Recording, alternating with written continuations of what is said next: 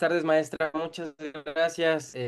Primero, agradecer la invitación. Buenas noches a todos. Gracias por conectar Justicia, Tributo y Equidad y en especial a la maestra Jessica Cabrera, que fue quien me hizo amablemente esta invitación para poder hablar de un tema súper importante, más porque sabemos que la justicia para adolescentes de un año para acá ha estado en mucho auge. Hay muchos cursos, muchas conferencias, muchos diplomados y como siempre aquí el instituto a la vanguardia con estos temas novedosos. Bien, como ya lo comentaron, vamos a hablar hoy sobre medidas cautelares en el sistema de justicia penal para adolescentes o el sistema de justicia juvenil. Traigo unas diapositivas que traen dibujitos e imágenes para que no se haga tan pesada la charla. Sé que es una hora y de cualquier forma se va a ir muy rápido. Así que vamos a aprovechar el tiempo lo mayor posible y vamos a dejar el final para resolver dudas, unos 10, 15 minutitos, si nos lo permite, maestra. Perfecto, bien. Aquí pueden visualizar todos la diapositiva. Sí, Sí, maestro. Perfecto, muchas gracias. Si yo les hago alguna pregunta, con toda confianza, activen el micrófono, por favor, para que hagamos también un poquito más dinámica la clase. Bueno, aquí el título de la charla del día de hoy, medidas cautelares en el sistema de justicia penal para adolescentes. Algo que quisiera destacar antes o mencionarles es que quien no esté familiarizado con este sistema, pero sí con el derecho penal y sobre todo ya tenga experiencia en el litigio, en asuntos de adultos, que es el sistema que empezamos a litigar todos cuando somos penalistas, quiero mencionarles a manera de introducción que tratemos de cambiarnos un poquito el chip para entender de qué va este sistema. Hay que entender que este es un sistema diferente, que no es punitivo, que no trata sobre castigar, es un sistema que es flexible, es un sistema que es modulizado, especializado, evidentemente, y sobre todo es socioeducativo. Lo que se va a buscar con las medidas de sanción e incluso con las medidas cautelares, pues es socioeducar al adolescente. Esa va a ser la finalidad, dar el carácter de las medidas de sanción y las medidas cautelares van a tener ese carácter socioeducativo. Entonces vamos a ver este sistema como un sistema totalmente diferente al de adultos, aunque vamos a aplicar de manera supletoria el Código Nacional de Procedimientos Penales, entre otros códigos que más adelante vamos a profundizar en eso. Si me apoyan con la siguiente diapositiva, por favor. Perfecto. Aquí a manera de introducción es importante destacar la reforma constitucional del año 2005 en la Constitución Federal, concretamente en el artículo 18. ¿Por qué el artículo 18? El artículo 18 es de donde se desprende este sistema de justicia penal para adolescentes. Nos establece que el Estado tiene la obligación, tanto en la federación como en las entidades federativas, de crear un sistema de justicia penal para adolescentes. Este sistema o esta aplicación del sistema, y más adelante vamos a profundizar un poquito en esto, va a tener aplicación para aquellas personas que tengan desde 12 años cumplidos, evidentemente a menores de 18 años, porque adquiriendo la mayoría de edad, pues ya son sujetos de un sistema de adultos. De la misma forma, y como me adelanté hace un momento con la aplicación supletoria del Código Adjetivo Penal, va a ser un sistema de corte acusatorio, al igual que en el sistema de adultos. Es decir, Ministerio Público va a integrar una carpeta de investigación, Ministerio Público va a tener la carga de la prueba y en su momento va a acusar o va a tener que sostener esa acusación, tomando en consideración el principio de presunción de inocencia, del cual también van a gozar los adolescentes. Y bueno, por último, a cargo de quién queda, pues de las instituciones, tribunales y autoridades especializadas en materia de justicia penal para adolescentes. Hablemos de fiscalías, del tribunal, de la policía, en este caso de la policía de investigación como institución también especializada o como célula que forma parte de la fiscalía siendo esta institución especializada. ¿Me apoyan con la siguiente diapositiva, por favor? Bien, hablando de reformas constitucionales, ¿cómo es que nace este sistema? Hay que destacar, ya vimos esta reforma en materia de justicia penal para adolescentes o de justicia juvenil del año 2005. Vamos a tener también para la creación de este sistema, para lo que es hoy en día, la reforma constitucional del año 2008 en cuanto al sistema penal acusatorio, la de 2011 de derechos humanos, que todas estas reformas constitucionales adminiculadas es lo que da pie a que se haga la Ley Nacional del Sistema de Justicia Penal para Adolescentes, Ley Nacional del Sistema Integral de Justicia Penal para Adolescentes en el año 2016. También algo que destaco, la creación de una ley fue la Ley General de Niñas, Niños y Adolescentes del mismo año 2016. Entonces, digo, a manera de introducción, estas reformas constitucionales, la de 2005 en materia de adolescentes, 2008 en el sistema penal acusatorio y 2011 la de derechos humanos, súper importante, es lo que van moldeando o van creando este sistema de justicia penal para adolescentes. Siguiente diapositiva, por favor. Bien, como me adelantaba hace unos momentos en cuanto a la aplicación, ¿a quién se le va a aplicar este sistema de justicia penal para adolescentes? Pues vamos a tener en el artículo 5 de la Ley Nacional del Sistema Integral de Justicia Penal para Adolescentes los grupos de edad o grupos etarios. ¿A quién se va a aplicar? Y la ley nos establece tres grupos de edad que son bien importantes para el debate de la medida cautelar en una audiencia inicial y por eso es que estamos tocando estos temas. Más adelante vamos a profundizar en ello, por supuesto. El artículo 5 de esta ley nos establece cuáles son esos grupos de edad o cómo se dividen esos tres grupos de edad o grupos etarios. El primero contempla a aquellos adolescentes que tienen 12 años cumplidos a menos de 14 años. Siguiente grupo de edad, 14 años cumplidos a menos de 16 años cumplidos. Y tercer grupo etario, finalmente, 16 años cumplidos, evidentemente a menos de 18 años. Siguiente diapositiva, por favor. Bien, hablando de la supletoriedad y retomando, perdón, un poquito lo que ya venía mencionando en cuanto a la aplicación, también se va a aplicar la Ley Nacional del Sistema Integral de Justicia Penal para Adolescentes o el sistema de adolescentes a aquellos adultos que al momento de cometer un delito o a quienes se les esté atribuyendo un hecho que la ley señala como delito, en donde lo hayan cometido al momento de ser adolescentes, ya sea a los 12 años o a los 17 años, 11 meses. A ellos también se les va a aplicar, a ellos en el sistema se les conoce como adulto joven. Los adultos jóvenes también van a ser sujetos de este sistema y el trato que se les va a dar también va a ser el de un adolescente. Ahí nos vamos a olvidar de la edad, va a ser adulto joven, pero se le va a dar el mismo trato que un adolescente.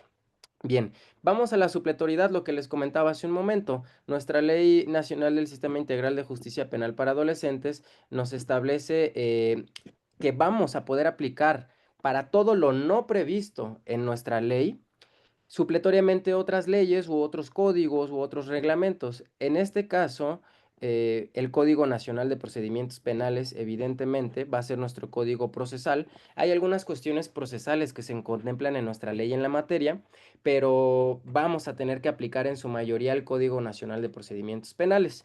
Otra de las leyes que vamos a aplicar es la Ley Nacional de MASC, o sea, la ley de MASC en materia penal también va a ser de aplicación para este sistema la Ley Nacional de Ejecución, la Ley General de Víctimas, entre otras, como les comentaba hace un momento, la Ley General de Niñas, Niños y Adolescentes. Siguiente diapositiva, por favor. Bien, vamos a hablar un poquito sobre la naturaleza del sistema de justicia juvenil. Como ya me adelanté al inicio, a la introducción, para cambiarnos un poquito el chip y entender de qué trata este sistema, vamos a entenderlo como un sistema modalizado o especializado. Ya vimos que va a tener ese carácter de ser un sistema de corte socioeducativo. ¿Qué tenemos que saber o qué conocimientos debemos tener para litigar este tipo de sistema o para conocer de este sistema?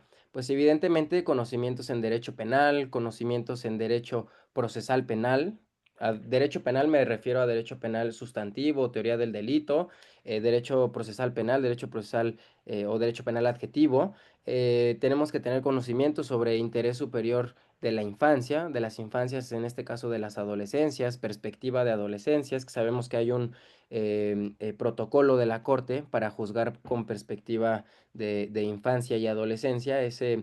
Pues si les interesa litigar este tipo de asuntos, pues les recomendaría que también tuvieran un poco de esos conocimientos, tratados internacionales también en materia de adolescentes, en materia de niñas, niños y adolescentes. Y algo que también vemos mucho en este sistema es el tema de las neurociencias, valoraciones psicológicas, psiquiátricas, para poder entender o conocer al adolescente, algo en lo cual vamos a profundizar también más adelante y que es muy importante para el tema del debate de la medida cautelar en una audiencia inicial.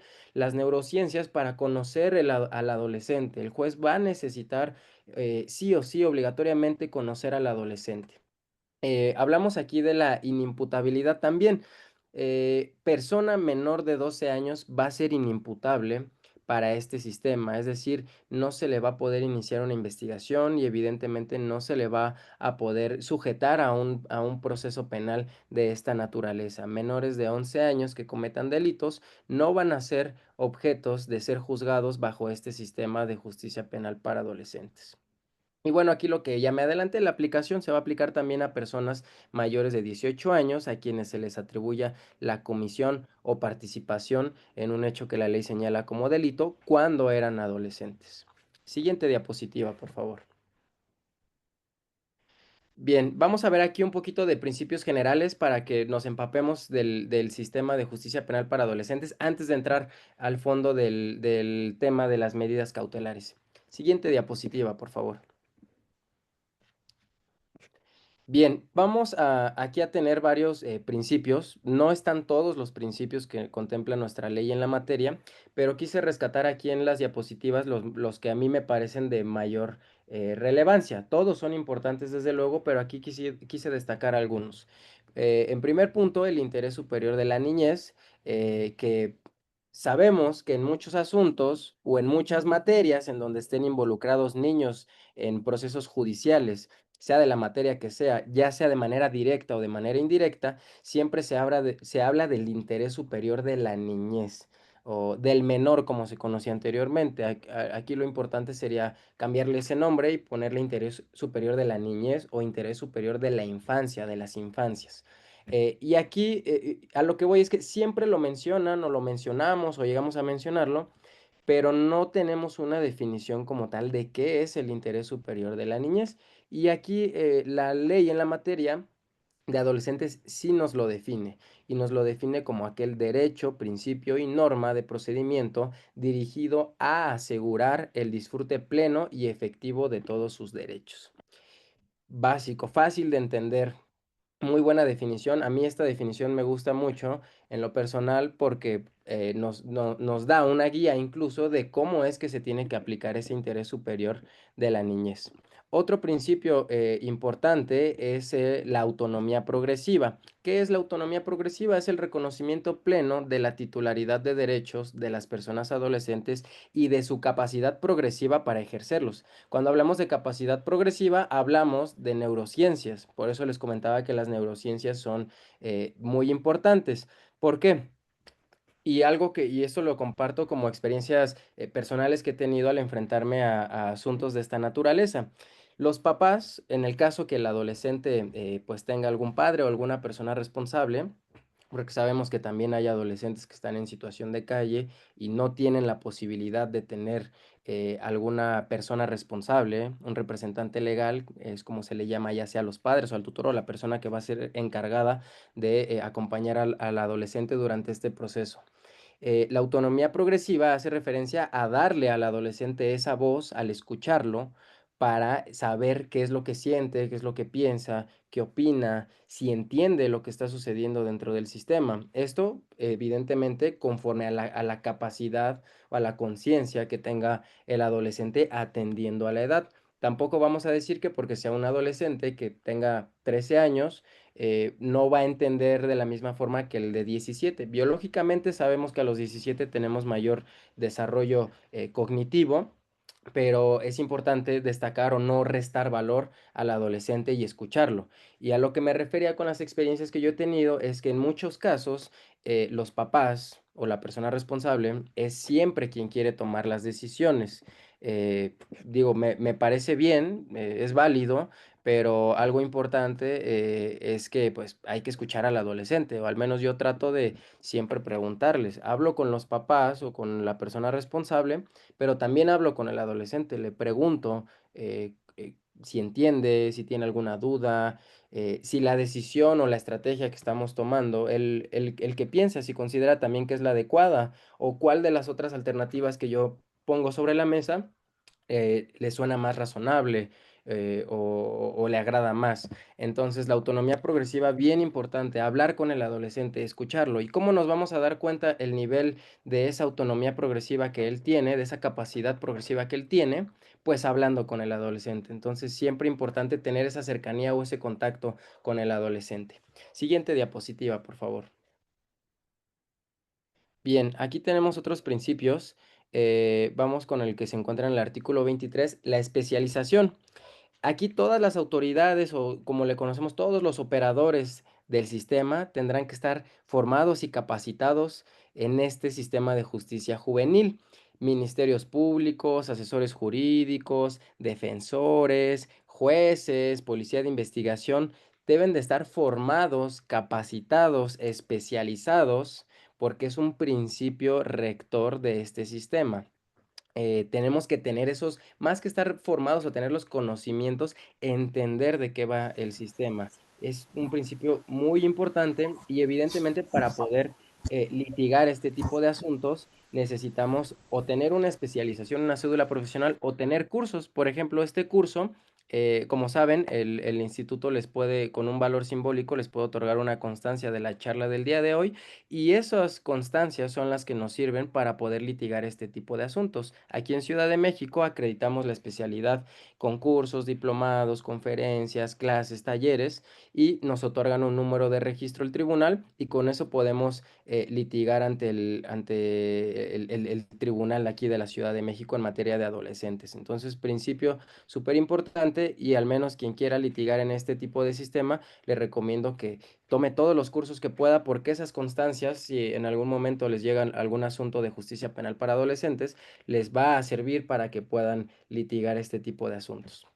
Eh, otro principio importante es el de reintegración social y familiar de la persona adolescente. Esto va relacionado con las medidas de sanción, que aquí, pues si no lo saben, haciendo una distinción, en el sistema de adultos tenemos penas y en el sistema de adolescentes tenemos medidas de sanción. Este principio está relacionado con las medidas de sanción, pero también con las medidas cautelares y nos habla de la reintegración social y familiar. Debe ser un proceso integral que se debe desarrollar durante la ejecución de la medida de sanción. Y el objetivo es garantizar el ejercicio pleno de los derechos del adolescente a través de programas socioeducativos de intervención. Reitero, la medida de sanción e incluso la medida cautelar va a tener ese carácter socioeducativo y va a ir en función de las necesidades del adolescente. Algo que les comentaba hace un momento es que los jueces tienen que conocer al adolescente. Es importante saber esos antecedentes personales del adolescente. Siguiente diapositiva, por favor.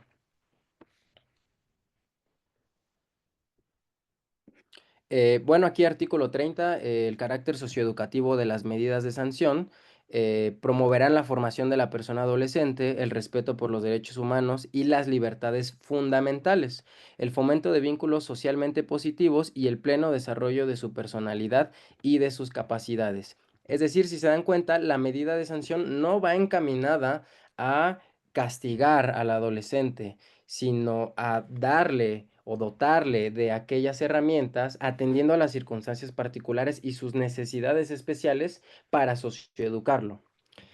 Artículo 31. Las medidas de privación de la libertad como medida extrema y por el menor tiempo posible. Aquí, ojo, vamos a poner atención a esto porque para el debate de medida cautelar también va a ser importante. Las medidas de privación de la libertad se utilizarán como medida extrema, que sabemos que en el sistema de adultos se supone que es lo mismo, pero sabemos que tenemos prisión preventiva justificada todo el tiempo, ¿no? Y de la oficiosa, pues ni hablar, ¿no? Esa no nos la podemos quitar. Eh, de manera extrema, será una medida extrema y excepcional. Solo se podrá imponer a personas adolescentes mayores de 14 años. ¿Cuáles son aquellas personas adolescentes mayores de 14 años? Pues sabemos que las que se encuentran en el grupo etario número 2 o en el grupo de edad número 2. Hablamos de personas que tienen a partir de 14 años cumplidos a menos de 16, grupo etario 2. Se va a imponer este tipo de medidas, ya sea de privación de libertad, nos puede hablar ya sea como medida de sanción o como medida cautelar a adolescentes a partir de los 14 años cumplidos y por hechos que la ley señala como delitos o que se encuentren dentro de esta ley. Ahorita vamos a profundizar un poquito más en ello, pero me adelanto, hay un catálogo de delitos. Aquí a lo que se refiere es un catálogo de delitos que se encuentra en el artículo 164 de nuestra ley en la materia, en donde se establece un catálogo de los cuales son susceptibles para que se imponga, en este caso, una medida privativa de libertad como medida cautelar. En eso vamos a profundizar un poquito más adelante, no me adelanto. Siguiente diapositiva, por favor.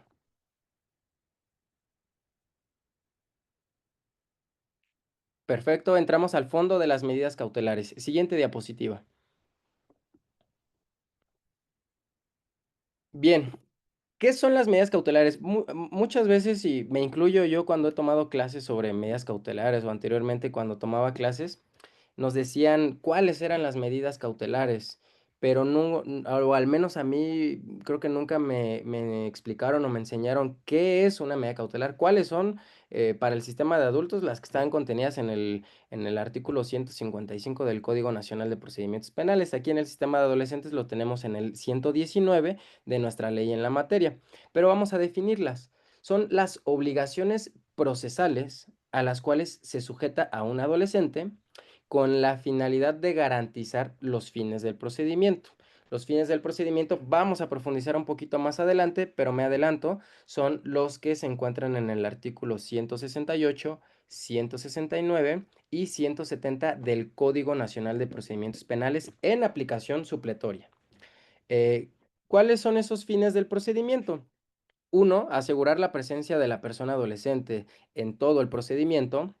Dos, garantizar la seguridad de la víctima, el ofendido, los testigos o la comunidad. Y número tres, evitar la obstaculización del procedimiento, ya sea de la investigación o del procedimiento. Yo lo manejo como el procedimiento en general. Esos van a ser los fines. Estos fines, ¿en dónde los encontramos? Reitero, artículos 168, 169 y 170 del Código Nacional de Procedimientos Penales. Siguiente diapositiva, por favor.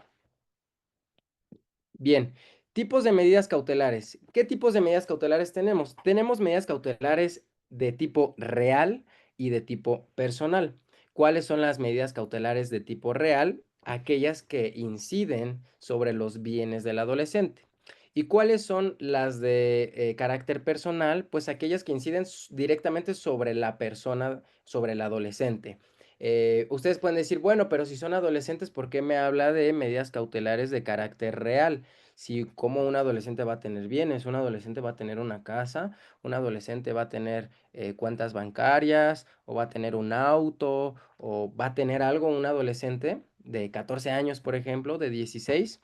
eh, Algo de lo que comentamos es que se va a aplicar a personas adultas que al momento de cometer un delito, pues eran adolescentes. Entonces, en ellos es a quienes va a aplicar las medidas cautelares de carácter real. En su mayoría, los asuntos de adolescentes, al menos aquí en Ciudad de México, sí son cometidos por adolescentes. Yo creo que un porcentaje del tal vez un 70% adolescentes, un 30% adultos o adultos jóvenes, que es como les llamamos aquí en el sistema. Siguiente diapositiva, por favor. Bien, vamos al artículo 119 de nuestra Ley Nacional del Sistema Integral de Justicia Penal para Adolescentes y aquí nos establece el catálogo. Yo les comentaba que vamos a aplicar de manera supletoria algunos códigos, en este caso el Código Nacional de Procedimientos Penales. Sabemos que el catálogo en el Código Nacional de Procedimientos Penales de medidas cautelares lo tenemos en el artículo 155. pero vamos a aplicarlo para todo lo no previsto. Entonces, como nuestra ley de adolescentes sí prevé un catálogo de medidas cautelares, vamos a aplicar primeramente nuestra ley en la materia.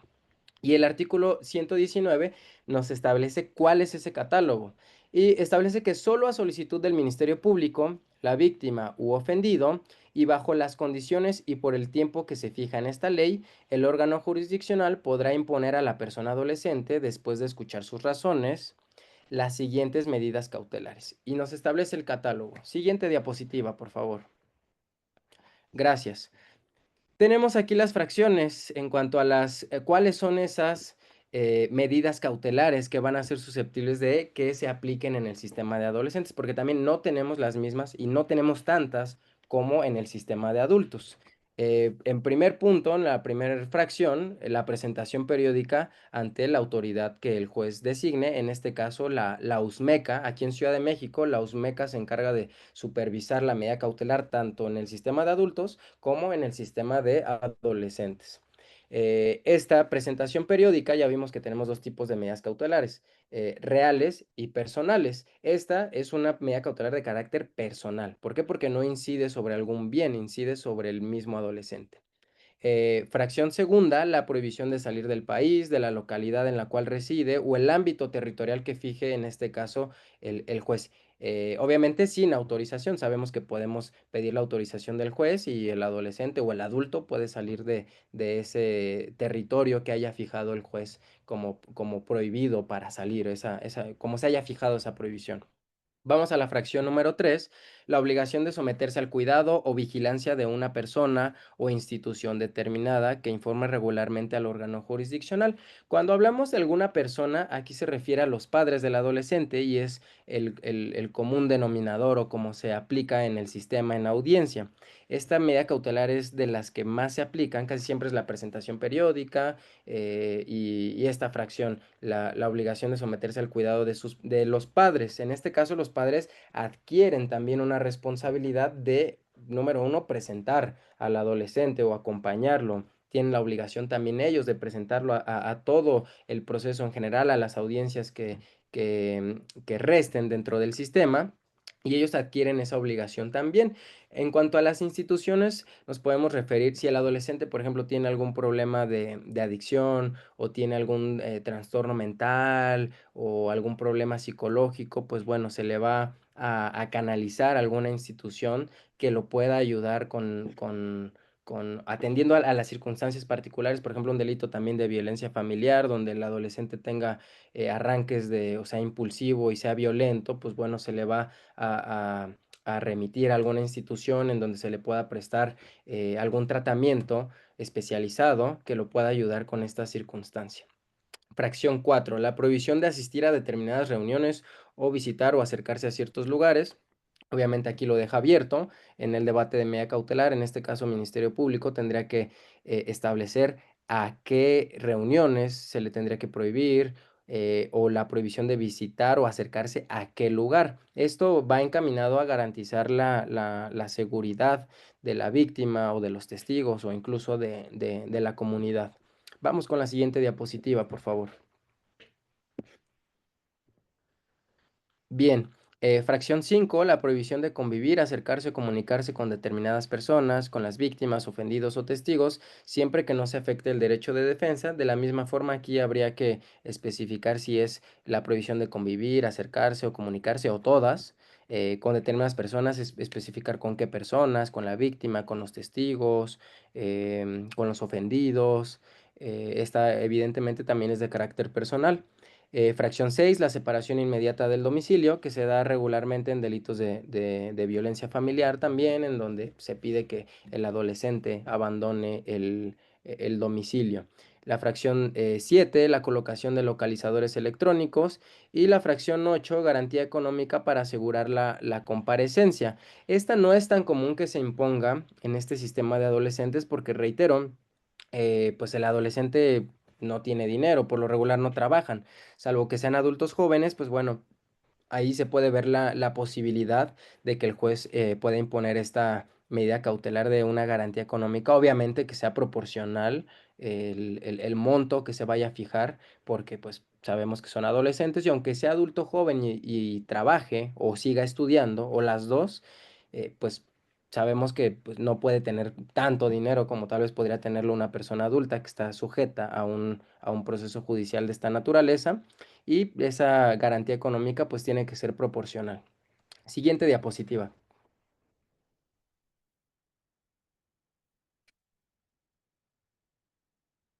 Siguiente diapositiva, por favor. Mm, creo que no nos escuchan. No sé si a mí se me escuche, pero... Sí se escucha. Sí se Ok, escucha, Se maestro. escucha perfectamente, maestro. Gracias. perfecto, muchas gracias. ¿Nos Perfecto podrían el audio. apoyar con la siguiente diapositiva, por favor? Hola, hola, hola. Siguiente diapositiva. Creo que no, ¿verdad? Bueno, si ustedes tienen a la mano su ley, yo también la tengo aquí a la mano. Vamos a continuar con este catálogo de medidas cautelares. En la fracción 9 tenemos el embargo de bienes. Reitero, esto en aplicación a adultos jóvenes, en los casos en los que proceda, no en todos casos va a proceder. La inmovilización de cuentas, esto también en los casos en donde proceda con adultos jóvenes, el resguardo en su domicilio con las modalidades que el órgano jurisdiccional disponga. Y por último, la fracción 12, que es la más lesiva, el internamiento preventivo. Vamos a entender el internamiento preventivo como la prisión preventiva, en este caso justificada. Aquí en materia de adolescentes, me adelanto un poco a las diapositivas, no va a haber o no se van a aplicar los supuestos de prisión preventiva oficiosa que contempla nuestro artículo 19 de la Constitución Federal. En ese sentido, pues este internamiento preventivo lo vamos a entender como ya nos apoyaron. Bueno, aquí lo que ya habíamos comentado, embargo de bienes, inmovilización de cuentas y la más lesiva en la fracción 12, el internamiento preventivo. Siguiente diapositiva, por favor.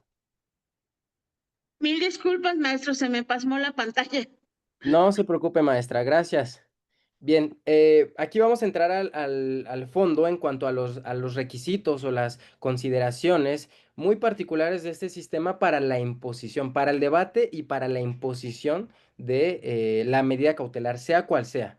Bien, el artículo 120 nos establece cuáles van a ser esas reglas. Número uno, evidentemente van a ser impuestas mediante resolución judicial. ¿Quién dicta esta resolución judicial? Pues el juez, el órgano jurisdiccional. ¿Por qué tiempo? Pues por el tiempo indispensable o por el tiempo que dure todo el proceso penal. Se dictarán para garantizar los fines del procedimiento. Ya vimos cuáles son los tres fines del procedimiento y se tiene que considerar el criterio de mínima intervención. ¿Qué quiere decir el criterio de mínima intervención? Lo menos que tú puedas relacionar al adolescente o el menor contacto que el adolescente pueda tener con esas medidas cautelares, pues va a ser lo mejor. Esto atendiendo al test de proporcionalidad, que es la idoneidad, necesidad y proporcionalidad de la medida cautelar según las circunstancias personales o particulares de cada adolescente. No voy a profundizar en el test de proporcionalidad, que es algo que como defensa siempre ataco. ¿Por qué? Porque el Ministerio Público, que es quien solicita la medida cautelar, pues nunca se hace cargo del test de proporcionalidad. No lo agotan, no se hace cargo de la idoneidad, necesidad y proporcionalidad.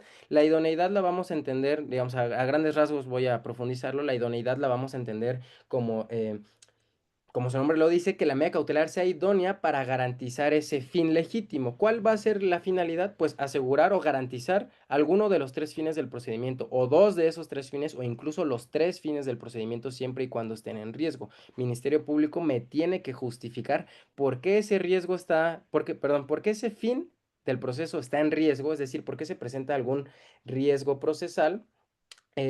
Y por qué esa medida cautelar es necesaria en el sentido de que otras medidas cautelares no puedan garantizar que se cumpla con esa finalidad o que se cumpla con ese fin. Y evidentemente que sea proporcional en el sentido de que no sea excesiva, que no sea desmedida.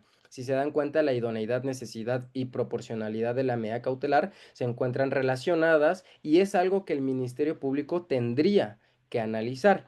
Para este tema de medidas cautelares, les recomiendo leer para profundizar en el test de proporcionalidad, que es algo que los ministerios públicos no manejan y muchas veces los jueces subsanan esa parte.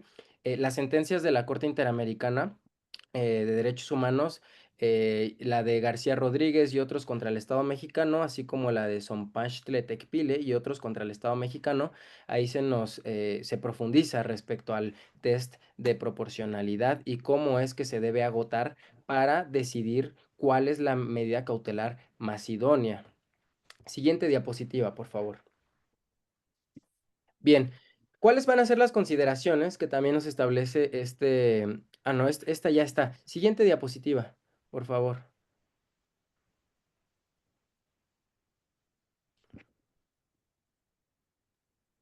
Creo que aquí se pasmó un poquito. ¿Logran ver la diapositiva? Ahí está, perfecto.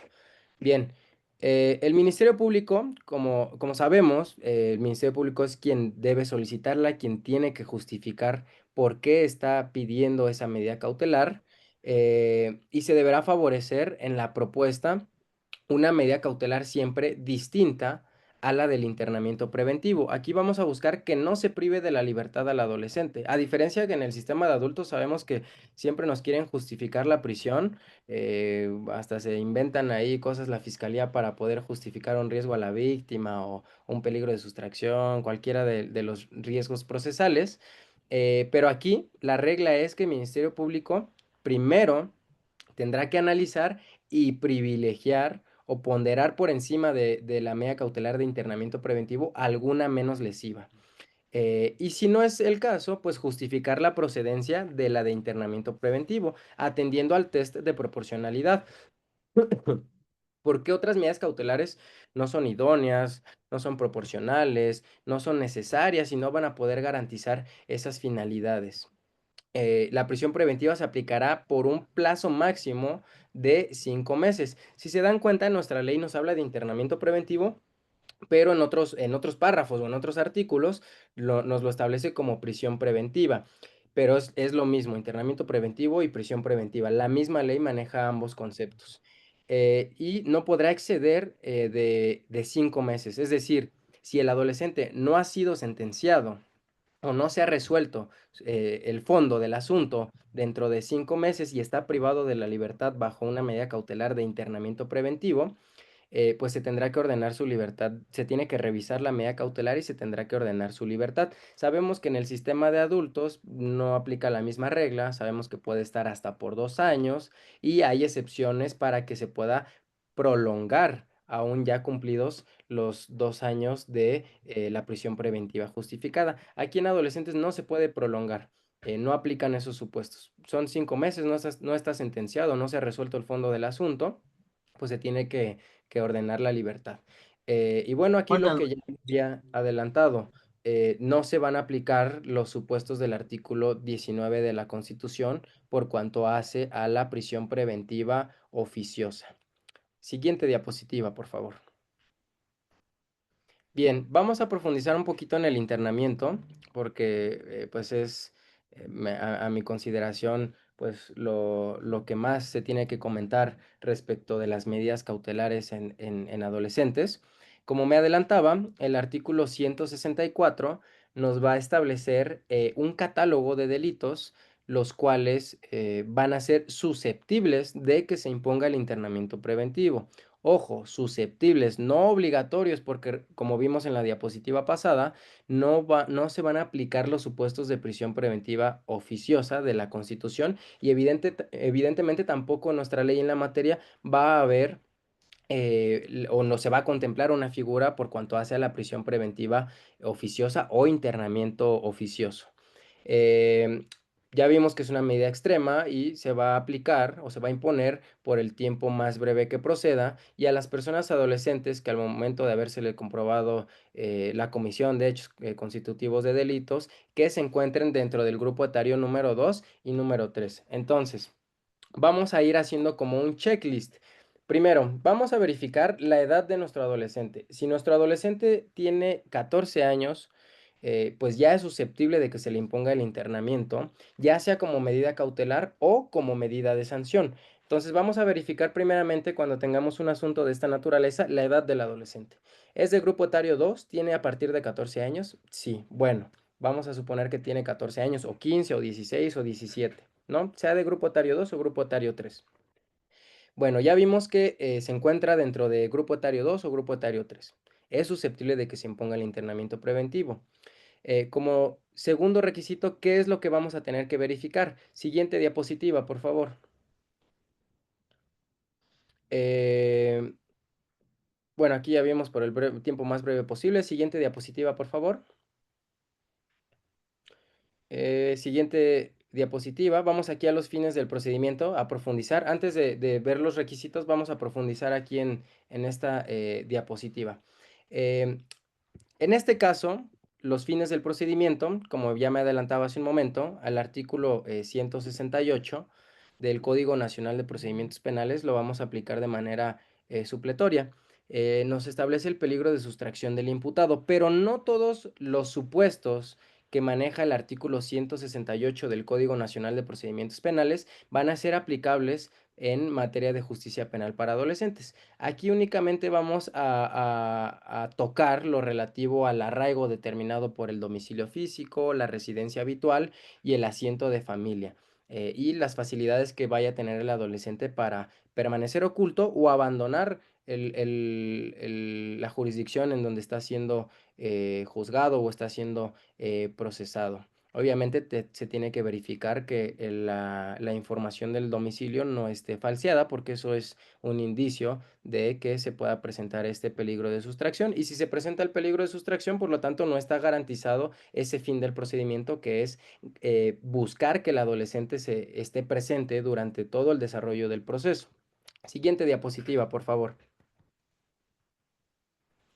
Artículo 169 nos establece un peligro de obstaculización del desarrollo de la investigación o del procedimiento en general. Esto es muy raro, incluso en materia de adultos, que nos lo soliciten, porque sabemos que el Ministerio Público estos peligros o estos riesgos procesales tiene que probarlos.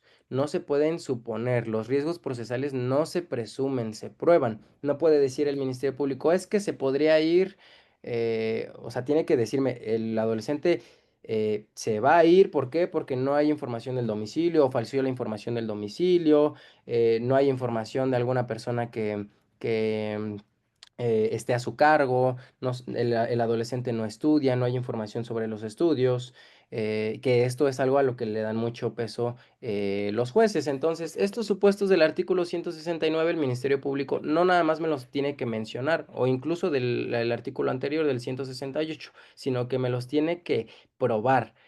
¿Cuál supuesto y por qué se actualiza? ¿Y qué información dentro de la carpeta de investigación, dentro de la investigación que realizaste, se puede establecer de manera razonada que se presenta ese riesgo? Siguiente diapositiva, por favor. Y el artículo 70, que lo conocemos como el riesgo a la víctima, testigos, ofendidos o la comunidad, pues nos establece ese riesgo que se puede llegar a presentar o que se presenta. Que sabemos que el artículo 170 nos habla de aquellos actos que vayan encaminados a poner en riesgo tanto la integridad física de la víctima o como de su vida. En este caso puede existir un riesgo o no puede existir. Y en la práctica se da mucho que el Ministerio Público dice, es que él podría molestar a la víctima, es que sabe en dónde vive y podría molestarla. Pues eso es subjetivo, pues sí sabe dónde vive o sí sé dónde vive, pero no por eso quiere decir que la voy a molestar. ¿Qué acto o qué he hecho para que tú puedas establecer que la voy a molestar? No por la naturaleza del hecho, sí se tiene que valorar las circunstancias del hecho, qué sucedió atendiendo al delito, pero eso no es suficiente. ¿Por qué? Porque sabemos que hay medidas cautelares pues que pueden garantizar ese finalidad del procedimiento, porque el Ministerio Público siempre quiere la prisión preventiva justificada, en este caso el internamiento preventivo.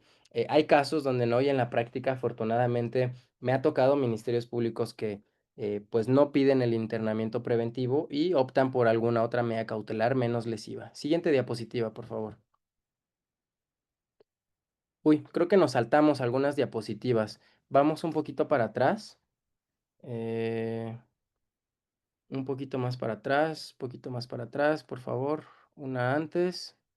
Eh, una antes. Aquí vamos a quedarnos aquí. Pensé que lo tenía en diapositiva, los requisitos que les iba a comentar, pero bueno, vamos a establecerlos. Bien, yo les comentaba hace unos minutos que lo primero que vamos a tener que verificar es la edad del adolescente, para que sea susceptible de que se le imponga el internamiento, porque yo voy a ir a una audiencia inicial y me voy a poder enfrentar a que en el debate de medida cautelar, Ministerio Público solicite el internamiento preventivo como medida cautelar si a su consideración se presenta alguno de los riesgos procesales, es decir, que no se vaya a garantizar con la finalidad de alguna de las finalidades del procedimiento. Entonces, si mi adolescente es a partir de grupo etario 2 o grupo etario 3, pues va a ser susceptible de que se le imponga el internamiento preventivo. Y vamos a tener que verificar también si se presenta algún riesgo procesal. En este caso, algún riesgo a la víctima, testigos o la comunidad, algún peligro de sustracción o peligro de obstaculizar el procedimiento. Pero además, el artículo 164 de nuestra ley en la materia nos va a establecer un catálogo de delitos, los cuales va a ser susceptible de que se imponga el internamiento preventivo. Por mencionar algunos, pues tenemos algunos supuestos de delitos contra la salud, de narcomenudeo, tenemos terrorismo, tenemos el homicidio en cualquiera de sus modalidades, incluyendo el feminicidio, tenemos la posesión o portación, fabricación de armas, algunos supuestos atendiendo a la ley de armas de fuego y explosivos, tenemos la violación sexual, las lesiones dolosas, siempre y cuando pongan en peligro la vida, es decir, no todas las lesiones dolosas. Vamos a tener el secuestro, evidentemente, si se dan cuenta, delitos pues como de alto impacto o graves, por decirlo de alguna forma. Y en el inciso J, el artículo 164, nos va a establecer el robo cometido con violencia física. Y una crítica que yo he hecho siempre desde que conocí este sistema y empecé a litigar este tipo de asuntos, es que a mi consideración el robo cometido con violencia física no tendría que estar dentro de ese catálogo del artículo 164. ¿Por qué?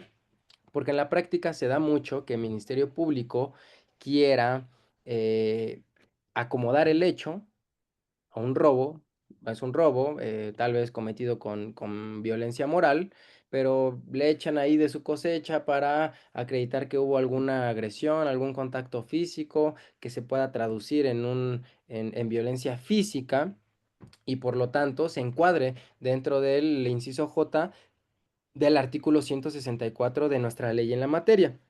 Entonces, vamos a pasar el checklist. Número uno, mi adolescente es de grupo etario 2, tiene 14 años cumplidos, puede tener más, evidentemente, es susceptible de que se le imponga. Número 2, está siendo procesado o se le está imputando un hecho que la ley señala como delito de los que están contemplados dentro del artículo 164 de nuestra ley en la materia.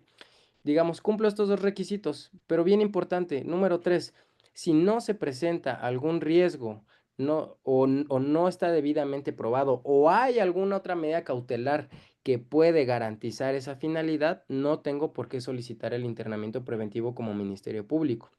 Sí, tiene 16 años y está haciendo, se le está imputando un delito de violación, por ejemplo, pero no hay algún riesgo procesal, hay otras medidas cautelares que pueden garantizar esos fines que, reitero, no están en riesgo y en ese sentido, pues no se tiene que optar por el internamiento preventivo. Recordemos que es de manera excepcional y siempre se va a buscar o privilegiar la libertad del adolescente.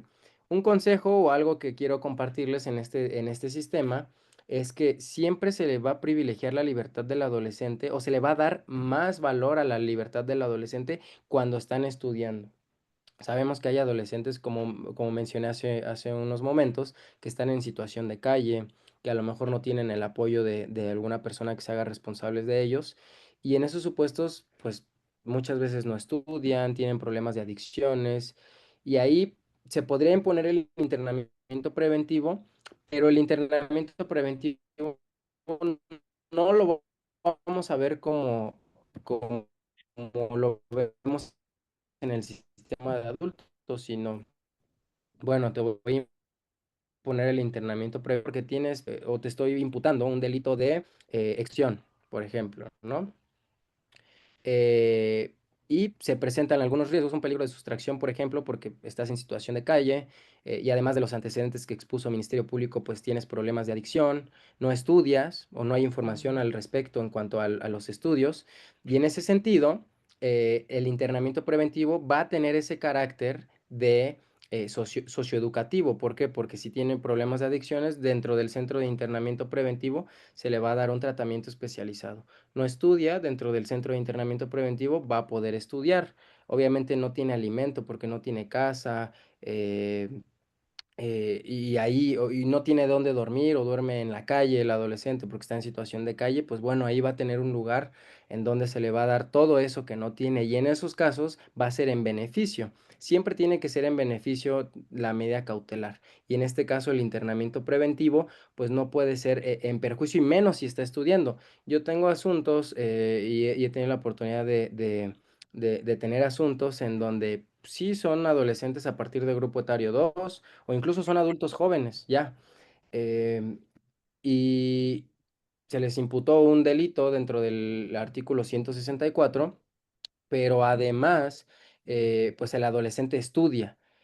No hay algún riesgo o hay algunos riesgos, pero nada grave, se pueden cautelar o se pueden cubrir, se pueden garantizar los fines del procedimiento con una medida cautelar menos lesiva y además el adolescente está estudiando, hay que ponderar ese derecho, más porque la naturaleza del sistema es socioeducativo y si el adolescente está estudiando, tiene buenas calificaciones, a lo mejor sí vive con sus papás, no hay mayor problema ahí, pues bueno, se tiene que ponderar esa circunstancia. También si el adolescente lleva a cabo actividades recreativas, por ejemplo, algunas actividades recreativas o sí, que vaya a fútbol, que vaya a karate, a natación, pues eso también es en pro del desarrollo del adolescente y no se le puede privar de ello. Podrán decir, bueno, pero entonces, si usted mencionaba, maestro, que en el centro de internamiento puede estudiar, pues sería lo mismo, porque adentro va a poder seguir estudiando.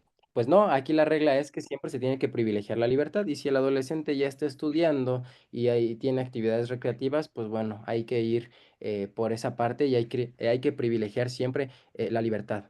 Yo al menos cuando tengo asuntos de adolescentes desde investigación inicial y lo primero que pregunto es, ¿cuántos años tiene? No, pues tiene 16. Bueno, ya es susceptible. ¿Qué delito es? Pues es una violación. Híjole, pues sí es de internamiento preventivo. ¿Estudia? No, no estudia, ya no quiso estudiar, me dicen los papás. No, pues métanlo a estudiar. ¿Por qué? Porque la carpeta ahorita se va a integrar unos 6, 7 meses, 8, un año, año y medio, 2 años, no sé. Eh, y en su momento, si llegamos a una audiencia inicial, que por el tipo de delito casi siempre se judicializan, si son delitos del 164, pues en un futuro nos va a servir que esté estudiando. Entonces, si no está estudiando, métanlo a estudiar, porque en su momento va a ser lo que nos dé la clave para que podamos tener una medida cautelar en libertad. Con eso yo concluiría la clase del día de hoy y pues me gustaría que nos leyeran algunas preguntas o que pudieran activar su micrófono para poder resolver algunas dudas en torno a lo que platicamos el día de hoy. Muchas gracias. Muchas gracias, maestro. Adelante, compañera Enriqueta. Sí, buenas tardes, noches a todos. Aquí una compañera dice que se podría dar un caso específico de un delito. A mí se me ocurre, por ejemplo, el caso que ahorita está muy sonado referente a lo del joven del CCH que, que mató a a un alumno también y él se aventó y se fracturó. Ahí cómo se procedería, como ahorita usted lo determina, que ahí podría empezar a ver primero la edad y luego lo demás. ¿Cómo sería así un ejemplo, maestro? Gracias. Gracias. Buena pregunta. Bueno, en primer momento, no sé cuántos años tiene esta persona, este adolescente, pero bueno, si va en CCH, va en la prepa, puede tener menos de 18 años. Hay que verificar primeramente qué grupo etario, dentro de qué grupo etario se encuentra, atendiendo a la edad que tenga este adolescente. Y ¿Qué delito es? Tengo entendido que esta persona, la adolescente víctima, lamentablemente falleció. Entonces, pues es un delito de homicidio, es un homicidio doloso. Él tendría que, obviamente hay una carpeta de investigación que se tendría que estar integrando en su contra por el delito de homicidio doloso. El grupo etario, pues si está dentro al menos del grupo etario 2, que yo creo que sí, pues va a ser susceptible de que se le imponga el internamiento preventivo. Pero como lo comenté, tenemos que verificar si se presenta alguno de los riesgos procesales. Y aunque se presente alguno, si la medida cautelar de internamiento preventivo es la más idónea, es necesaria y es proporcional para que se le imponga. Si no, y hay otras medidas cautelares que puedan garantizar esos fines del procedimiento, pues se tiene que optar por otra medida cautelar. Recordemos que aquí siempre se tiene que privilegiar la libertad. Y es Pero algo ya, que muchas veces no entendemos por el pero es, sistema, pero siempre se tiene que perdón, privilegiar la libertad. O sea, dicen, es que cómo mató y está en libertad presente. Pues sí se puede, porque esa es la naturaleza del sistema. pero eso Espero haber, ya se había aclarado que tiene 19 años. ok. Entonces, ese Si ya era tiene, como adulto. si tiene 19 años, pues bueno, ya es adulto y se le va a tener que juzgar como adulto. Ya no sería susceptible de que sea juzgado mediante el sistema de justicia juvenil. Muchas gracias, Gregorio. Gracias, maestro. Disculpe, Que adelante. los que tienen levantada la mano, José Luis, Sí, gracias. Buenas noches. Mi maestro, supongamos, buenas noches. cuando un adolescente se encuentra en el grupo etario 3, pero no se encuentran justificados los riesgos procesales por parte del Ministerio Público, aún así, él solicita el internamiento preventivo, puede llegar a pasar que el juzgador pueda, pueda imponer esa medida cautelar. Insisto, el adolescente ya no estudia, es del grupo etario 3 y actualmente esta persona está trabajando, ya trabaja. Aún así, si el Ministerio Perfecto. Público no tiene justificado los riesgos procesales, aún así el juez optaría por aplicar la medida cautelar de internamiento preventivo. Sería todo, mi maestro. Gracias, buena pregunta. Miren, afortunadamente, y me da gusto decir esto, los jueces, al entender de qué se trata el sistema, porque recordemos que tienen que estar especializados y formados en este sistema, pues siempre privilegian la libertad del adolescente, aunque el argumento de por qué se tiene que imponer el internamiento preventivo. Afortunadamente, la mayoría de los jueces, al menos de los que tenemos en Ciudad de México, privilegian la libertad siempre y cuando no se presente algún riesgo o haya forma de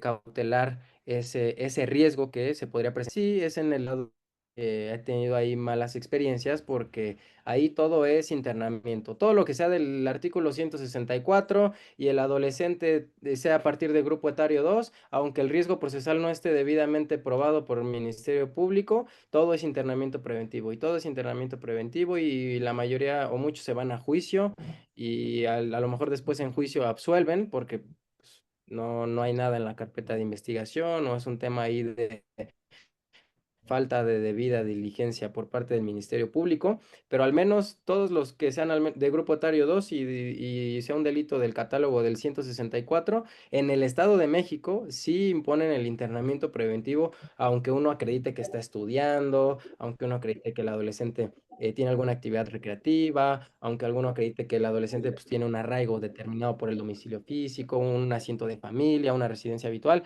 aún así lo imponen. Esa ha sido mi experiencia, al menos en el Estado de México. No se respeta cuál es la naturaleza del sistema, cuál es nuestro trabajo, argumentarlo, justificarlo para apelar o incluso ir al amparo, que yo siempre prefiero ir al amparo cuando es audiencia inicial contra auto de vinculación a proceso y la medida cautelar siempre y cuando no favorezca o favorezca y yo vea que no es proporcional. Espero haber resuelto tu duda. Maestro, buenas noches. Patricia Tiul de Tabasco. Disculpa, Patricia, hay aquí personitas con la mano levantada. Si me das unos minutitos para atender la duda de Juan, luego Daniela Luego Sandra, y si quieres te doy luego el uso Sí, de la voz o si puedes levantar la manita, por favor. sí Gracias, está bien, maestro. Patricia. Un momentito, gracias. Juan, por favor. Buenas noches, maestro. Pues mucho gusto por haberme permitido tomar su curso. Está excelente. Como comentaba usted inicialmente, yo estoy entrando a este curso precisamente porque me tocó, quise llevar un asunto de adolescentes y con lo que me topé fue precisamente con el artículo 41 de la ley para adolescentes, que tiene que estar capacitado, que tiene que estar especializado en la materia en todas las etapas. Entonces, pues yo no tengo experiencia en la materia al respecto, mas sin embargo, pues ya tengo experiencia en el acusatorio, en el oral. Y miraba las cuestiones de que el artículo 10 de la ley de adolescentes manda a la aplicación supletoria. Y en la misma ley, en cuanto al juicio, también manda a la aplicación supletoria del Código Nacional de Procedimientos Penales. Entonces, hay muchas cosas que se tramitan conforme al Código Nacional de Procedimientos Penales, que es para adultos. Pero entonces, aquí la cuestión es si exigen la especialización, mas sin embargo, prácticamente no se aplica la especialización en cuanto a los órganos judiciales. ¿Por qué? Porque tratan a los adolescentes, para empezar, violan el principio de inocencia. Un delito de violación que fue lo que me tocó que quise llevar. A los adolescentes se les estaba tratando ya desde un principio como responsable, como imputado. El trato que le estuvieron dando inclusive fue el mismo, cuando aquí se supone, entre comillas, que lo más que todo es el interés superior del menor. Ya cuando llega con el juez, que el juez tiene la obligación de tener más interés y hacer que se respeten los derechos de los menores más que un adolescente, ¿no? Mas, sin embargo, aquí, yo soy de Miguel, Baja California, y la verdad, hay un juicio, juzgado nada más, hay una agencia del Ministerio Público, y el criterio que tienen es el mismo criterio que para una persona mayor, para un adulto desde el principio del procedimiento acusatorio. Entonces, si se pide especialización que para los órganos, para todos y cada uno, no se le pide igual como a un litigante. Al litigante se le exige que compruebe que tiene el título, que tiene la cédula, o que tenga la práctica. Y para la práctica, pues si no le dan intervención a uno, pues cuando la práctica jamás se va a dar. Entonces, ahí yo sí miro la cuestión esa que son exigentes para el litigante, y en cuanto a los órganos, en realidad no se les exige, ni los tienen capacitados, porque en realidad no hay autoridades aquí que digan son las personas autorizadas para capacitar a los órganos judiciales, porque en realidad no lo tienen. Yo me tocó la experiencia esa, por lo que estoy tomando estos cursos, para justificarles, porque el procedimiento conforme al acusatorio lo sé, tengo años litigando, y me puse a leer la ley, miré las diferencias y dije, pues en realidad no hay muchas. Sí, las medidas, sí es la diferencia, las medidas, la aplicación y la cuestión que se marca ahí, que marca la internación cuando también hay prisión preventiva. La otra dicen que un adolescente no delinque, que no comete delito, mas sin embargo, también al momento del internamiento, como el internamiento preventivo es igual que la prisión preventiva, nada más que sí, cierto, o sea, no están en un cerezo, están en unas trailas acondicionadas diferentes, pero al final de cuentas hay privaciones de la libertad. Entonces, sí miro que no hay muchas cuestiones diferentes, nada más es en cuanto a la aplicación. En todo caso, los órganos encargados no lo aplican y lo exigen. Y eso es cuanto. Gracias, Juan. Sí, fíjate que una crítica que yo también he hecho es que, sobre todo el ejemplo que les ponía del Estado de México, yo creo que hay jueces no especializados, sino jueces adscritos a un juzgado penal de adolescentes, que es una gran diferencia. Me he topado con jueces que sí conocen de qué va el sistema y privilegian la libertad y aplican la naturaleza del sistema como yo se las platiqué, que suena bien bonito, bien interesante, bien padre, pero hay jueces que no, que únicamente están adscritos, no sabemos, como dice Juan, si están capacitados, si están formados, si entienden de qué va el sistema, seguramente han leído la ley porque pues, por algo están ahí, ¿no? Pero que apliquen el sistema como tendría que ser, pues sí hay casos donde no, y al menos en el Estado de México, pues yo creo que ahí no sé qué está pasando, pero es como un sistema de adultos. Sí, son muy exigentes con el litigante, con el tema de la especialización. Desde que llegas al Ministerio Público, si tienes detenido, te hablan para una investigación que se está llevando sin detenido. Lo primero es, ¿tiene la especialización? Acredíteme la especialidad.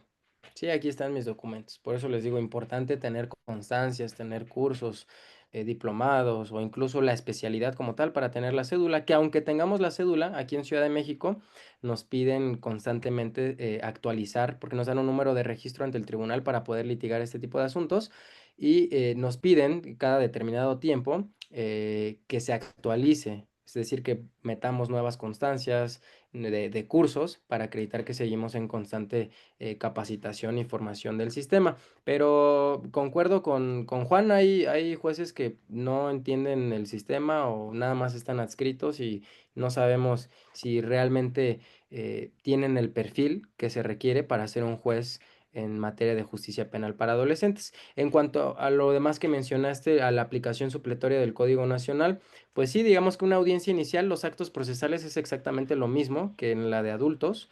Obviamente el debate o el fondo, digamos que la forma es la misma, el fondo puede cambiar en algunas situaciones. Yo también una crítica que he hecho es que tendría que haber un código procesal en materia de adolescentes, porque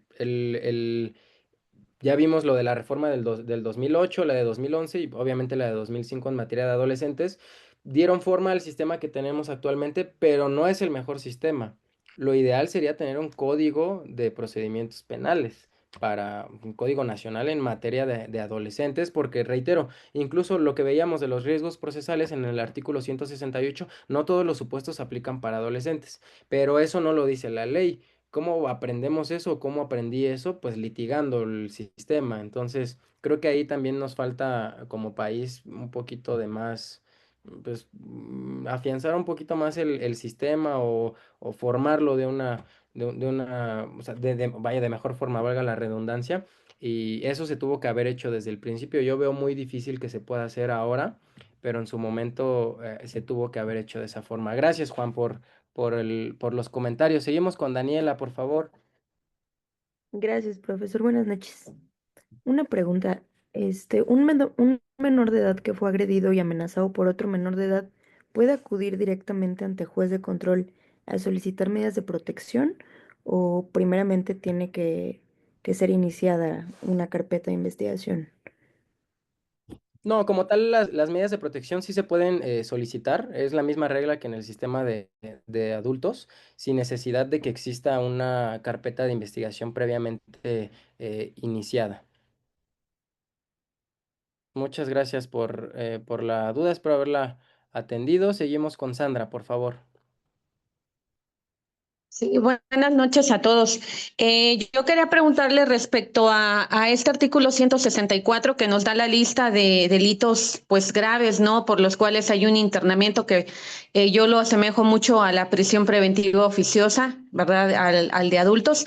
Y como usted comentaba de que en México, en Ciudad de México, prácticamente todos esos delitos de la lista pues sí les aplican el internamiento como medida cautelar, ¿verdad? Y que usted comentaba que el recurso aquí sería una apelación o irse directamente.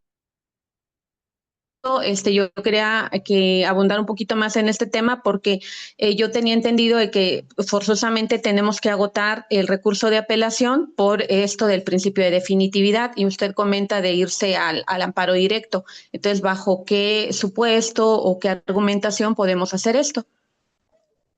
Sí, gracias. Bueno, primeramente, para, digamos que no queden dudas, no es una prisión preventiva oficiosa. Por eso, cuando lo estaba exponiendo, dije, ojo, eh, de que sean susceptibles de que se imponga, más no que se deba imponer, porque reitero, hay que ver primero el grupo etario, si el delito está dentro del 164 del Código Nacional, perdón, de la ley en la materia, y tres, que se presente algún riesgo, pero aún aunque hayan riesgos y se presente todo esto, se puede optar por una medida cautelar en libertad. El internamiento preventivo tendrá lugar o es de manera extrema y cuando otras medidas cautelares no sean idóneas, necesarias ni proporcionales para garantizar esos fines del proceso. En ese caso tendrá lugar. aquí en Ciudad de México sí se privilegia la libertad. Aquí lo que quisiera, porque me decías que aquí en Ciudad de México se imponía todo. La crítica que yo hice fue al Estado de México, que el juzgado de adolescentes se encuentra en un municipio que se llama Sinacantepec, por Toluca. Todavía de Toluca es como media hora. Y todo lo que tiene que ver con adolescentes en el Estado de México, todo se concentra en este municipio. Y ahí en el Estado de México es donde sí se impone el internamiento y ahí los jueces buscan cómo darte la vuelta para que se imponga. Aquí en Ciudad de México, afortunadamente, la experiencia que he tenido es muy buena porque sí se ha privilegiado la libertad. Yo he tenido asuntos de violación donde los adolescentes están en libertad sin ningún problema. Nada más para hacer esa precisión y la ley de amparo nos establece, en cuanto a la otra duda, excepciones en cuanto a para agotar el principio de definitividad. Eh, no en todos los casos se puede agotar el principio de definitividad. Cuando tiene que ver con auto de vinculación a proceso y la medida cautelar en audiencia inicial, no es necesario que se agote el principio de definitividad y podemos ir directamente al amparo indirecto. Ok, Espero haber gracias. resuelto la duda. Vamos con José Luis. No te voy a dar la palabra porque ya hablaste y que todavía hay muchas dudas. Discúlpame. Cualquier cosa ahorita les dejo o en mis redes sociales me encuentran así tal cual como estoy en Facebook. Si tienen alguna duda ahí me pueden escribir, me pueden mandar un mensajito y yo con gusto también atiendo. No sé si tengamos todavía tiempo para resolver algunas otras dudas, ya sea del chat o aquí en el Zoom.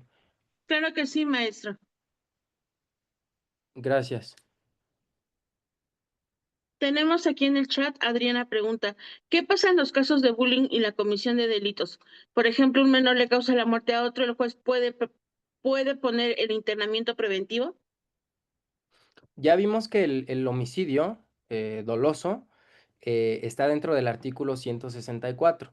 Sí se puede imponer el internamiento, pero ¿cuál va a ser la regla? Pues uno, que sea al partir del grupo etario 2. Ya vimos que si es un homicidio, obviamente está dentro del artículo 164, y que además se presente algún riesgo procesal o los tres o dos de esos riesgos procesales que están en el artículo 168, 169 y 170 del Código Nacional de Procedimientos Penales. Gracias, Muchas maestro. gracias.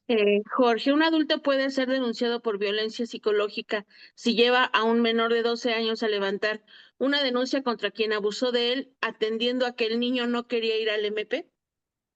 A ver, otra vez, ¿me puede repetir la pregunta, por favor? Un adulto puede ser denunciado por violencia psicológica si lleva a un menor de 12 años a levantar una denuncia contra quien abusó de él, atendiendo que el niño no quería ir al MP.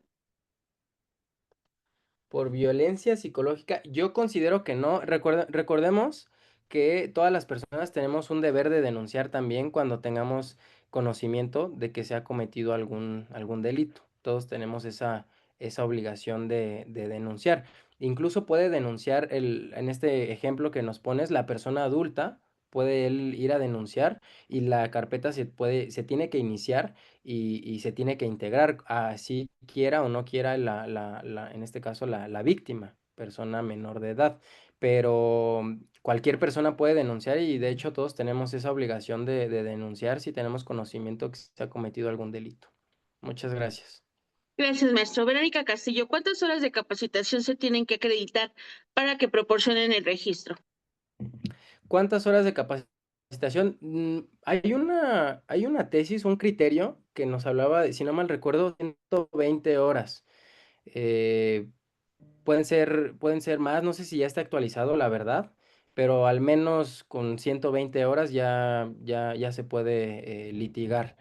Hay diplomados que obviamente son muchísimas más horas y al menos con un diplomado o con varias conferencias, al menos yo como lo hice al inicio fue con cursos desde como 2019, creo que fue el primero que tomé. Y así a raíz a lo largo de los años he empezado como a tomar más y más hasta que pues, un día me llegó mi primer asunto de adolescentes y entonces ya me metí más a fondo y empecé a estudiar más, porque antes no era tan sonado. Yo tengo como 3 años ya de fondo al 100 en este tipo de asuntos y actualmente ya es más común e incluso son muy comunes ahora. Antes eran robos y cosas así muy sencillas. Ahora es más común que sobre todo los delitos sexuales en adolescentes ahorita están muy, muy, muy fuertes, hay mucho delito sexual. Entonces, al menos con 100 horas, yo te diría que al menos con 100 horas ya aquí en Ciudad de México son un poquito flexibles en ese sentido y con las constancias, con eso se puede litigar. Muchas gracias. Gracias, maestro. Armando, Patricia, no sé si seguimos con otra del chat. Sí, con otra del chat, por favor. maestro, si un menor de 16 años es detenido por secuestro y este queda a disposición de un internamiento, pero en la carpeta de investigación hay mucha laguna, ¿puede uno solicitar una audiencia de revisión de medidas cautelares? Sí, al igual que en materia de adultos, se puede revisar la medida cautelar. De hecho, nuestra ley nos establece que de manera oficiosa, de manera mensual, el juez de control tiene que revisar la medida cautelar para, reitero, la regla, privilegiar la libertad, ver si se puede modificar, sustituir ese régimen cautelar para imponer uno en libertad. Mensualmente, de manera oficiosa, se revisa la medida cautelar o la podemos solicitar nosotros directamente. A lo mejor yo tomo un asunto mañana y la medida cautelar se impuso hace una semana. No tengo que esperarme el mes para que la señalen de manera oficiosa. Yo puedo pedir la revisión de la medida cautelar sin ningún problema. La misma persona pregunta, ¿o es mejor irse directo al amparo por la puesta a disposición, es decir, por la orden de aprehensión? Pues bueno, yo al menos mi consejo es que en el litigio siempre, ahora sí que lo litiguemos, ¿no? Nos vayamos apelemos, intentemos una revisión de medida cautelar o vayamos al amparo, o sea, que le peguemos por todos lados. Alguna va a funcionar o a lo mejor ninguna va a funcionar, pero pues lo intentamos, ¿no? Lo estamos, como decimos, lo estamos litigando. Entonces, mi consejo es que siempre agoten todo lo que puedan. Muchas gracias, maestro. Adelante, Armando. Gracias, buenas tardes. Ahí comentaba una compañera de cuántos, ¿sabe qué, Lid? Que ya se actualizaron ahora ya son más horas. En los diplomados antes eran de 60 a 80 horas más o menos. Yo hace como un año y medio, 2 años, tomé uno que era de 80 horas. Y hoy en día ya se actualizaron y ya hasta son cursos, los diplomados tienen que ser más de 160 horas. Y eso ya lo ratificaron, creo que hay otras que la mencionó la Suprema Corte, y ya son, las especialidades, antes era un año, 2 meses o 3 meses, ahora es año a 7 meses. Ya las cambiaron, o sea, ya actualizaron. Antes los diplomados, uno cursaba un diplomado, eran 50 a 100 horas, 80, ahora ya no, ahora ya son de 160 y los que siguen, y enseguida se puede unir a la especialidad. Lo que pasa es que actualizaron mucho, por lo mismo que se menciona ahorita, por lo de, aparte de, o sea, por todo lo que es el interés superior de la niñez, la Convención sobre los Derechos de la Niñez, todo lo que implica todo esto de lo que es justicia penal para adolescentes, ya se está actualizando, cada año se está actualizando todo esto, es cuanto nomás. Perfecto, muchas gracias Armando. Pues bueno, ahí lo tienen. Incluso si encontramos algún diplomado de 80 horas, pues tendremos que tomar dos para llegar a esas horas, ¿no? De 160, ¿no? Tener cursos. Al final, eh, cada constancia vale y al menos en mi experiencia ha funcionado pues llegar así con el bonche de constancias, ¿no? Y desde que ven el bonche de constancias, pues ya les da seguridad. Obviamente las tienen que revisar y todo, pero pues sí es importante. Mientras más constancias tengamos, pues mejor. Y obviamente, pues como lo comenta Armando, cubrir ese requisito de tener las horas suficientes para que nos dejen litigar este tipo de asuntos. Muchas gracias, Armando. Maestro, muchísimas gracias. Tenemos una última pregunta en el chat. ¿A dónde es consignado el adolescente cuando es detenido en flagrancia? Cuando es detenido en flagrancia, aquí en Ciudad de México, la Fiscalía especializada en justicia penal para adolescentes se encuentra en la calle de Petén, esquina con Obrero Mundial, ahí por la Plaza Parque Delta. Ahí está la Fiscalía especializada de justicia penal para adolescentes. Si no mal recuerdo, creo que la pueden ubicar como Agencia 56 del Ministerio Público o Agencia 57. Ahí son puestos a disposición de un Ministerio Público especializado y ahí es donde van a estar detenidos antes de que se resuelva en este caso si se va a optar por otorgarle la libertad o si se va a judicializar. Y las audiencias se llevan a cabo, la unidad de gestión especializada en adolescentes y medidas de sanción se encuentra en Sullivan, en el piso 7, ahí está la unidad de adolescentes. Ahora ahí en Sullivan crearon unidades de juicio este último año, pero antes era nada más la unidad de gestión 13 de adultos y la de adolescentes. Casi no había gente. Ahora ya hay muchísima gente porque crearon ahí unidades de gestión de juicio, pero ahí están. Y en el Estado de México hay varios, no hay como tal una sola fiscalía, hay muchas fiscalías en donde tienen como celulitas que investigan justicia para adolescentes, pero todo lo judicializan o el juzgado penal o la unidad de gestión es la de Sinacantepec que les mencionaba. Lo ubican como juzgado penal de justicia penal para adolescentes de Sinacantepec, Estado de México, Gracias, que es maestro. donde yo Las tengo horas, la perdón, oportunidad de litigar. Gracias. Sí, gracias, maestra. gracias, maestro. Las horas que usted comenta, ¿cuentan a partir desde que se es estudiante o empiezan a contar desde que se obtiene el título? No, desde que son estudiantes, yo incluso mis primeros cursos los tomé siendo estudiante. Yo tengo cursos donde todavía no era licenciado en Derecho y ya estaba tomando cursos de adolescentes, entonces pueden empezar a tomarlos sin ningún problema para que cuando ya estén titulados, tengan su cédula profesional, ya puedan litigar este tipo de asuntos. Entonces se pueden ir preparando desde ahora. Maestro, pues muchísimas gracias. Todos los comentarios restantes que tenemos en el chat son de agradecimientos, de felicitaciones por esta excelente cátedra y pues de verdad estamos muy agradecidos con usted por haber aceptado nuestra invitación. Esperamos que no sea la última vez que podamos contar con su presencia para compartir su tiempo, conocimiento y sobre todo su experiencia con nuestra comunidad. Le enviaremos a la brevedad su reconocimiento por impartir esta charla y pues esperamos podérsela entregar muy pronto de manera personal. A nombre de Justicia, Tributo y Equidad, Asociación en Participación, le doy las gracias por habernos acompañado, maestro. Cuídense mucho, un abrazo a la distancia y esperamos verlo nuevamente muy pronto por aquí.